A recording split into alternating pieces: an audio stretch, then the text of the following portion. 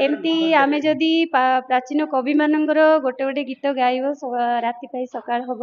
बहुत सुंदर रचना से मानकर आमे समस्ते ओडिया अस्मिता को लेकिन गर्व करुचे ओडिया अस्मिता विषय भाषण दौचे किंतु प्रकृत रे जी नीरव साधक से ओडिया अस्मिता को बुझी से मातृभाषा को गुरुत्व देइथिबो से नीरव रे कवि मानक आगो बुझीबा चेष्टा करिवो एवं सेमानंकर लेखा को विश्व दरबार को भली भाषा रे प्रकाश कले सेटा पहुंची पारिवो ता प्रति ध्यान देले मु भाबुची